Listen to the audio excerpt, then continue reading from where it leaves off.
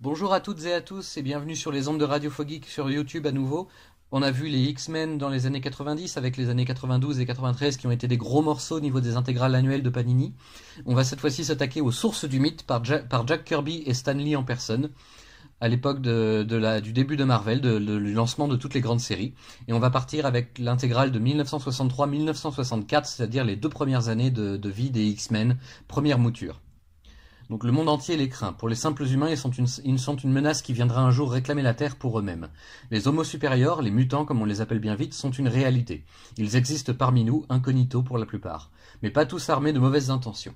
Justement, dans une grande demeure à Westchester, le professeur Charles Xavier a fait le vœu de former la prochaine génération de mutants afin qu'ils puissent mettre leur pouvoir formidable au service d'une noble cause, la coexistence pacifique entre humains et mutants.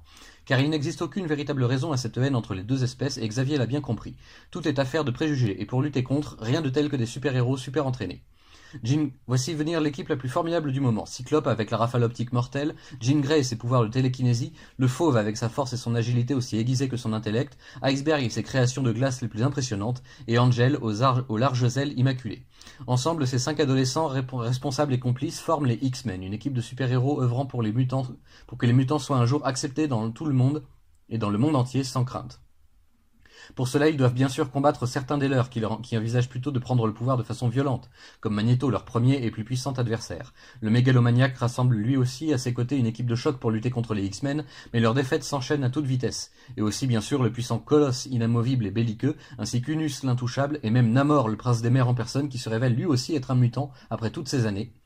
Face à tant de menaces, les X-Men restent soudés et c'est bien ce qui fait leur plus grande force. À eux 5, ils combattront les injustices et les despotes mutants pour que l'humanité n'ait plus peur de l'homo supérieur, même si cela doit prendre des années.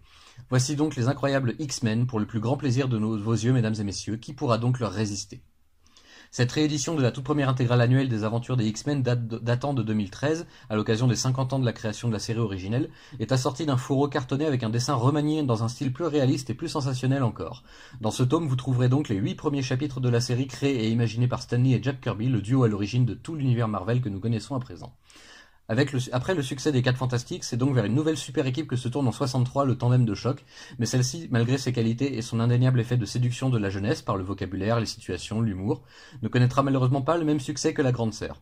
On pourrait presque être tenté de dire que les X-Men sont victimes de leurs propres principes de base. Les lecteurs boudent les mutants, préférant les autres types de super-pouvoirs plus accidentels que génétiques. La série s'arrêtera après quelques années, laissant un vide que Stan Lee désespère de remplir un jour, et puis un jour en 75, une seconde mouture de nos héros favoris est lancée avec cette fois tous les moyens à disposition, et bien sûr le talent de nouveaux auteurs. Est-ce que ce sera suffisant pour que les mutants connaissent enfin la gloire méritée? On le saura une prochaine fois. En attendant, je suis mitigé moi aussi après cette lecture. Les X-Men font partie de mes super-héros favoris, mais force m'est de constater que leur style très rétro, même pour l'époque, ne les a pas vraiment servis au mieux. Malgré une débauche d'adversaires charismatiques et hauts en couleur, ces premières aventures ont un goût à rien désuet, charmant certes, mais aussi hélas un peu ennuyant à la longue. Cela étant dit, ça reste une belle expérience que de pouvoir se replonger dans la série d'origine grâce aux intégrales de Panini, surtout dans une belle édition anniversaire comme celle-ci.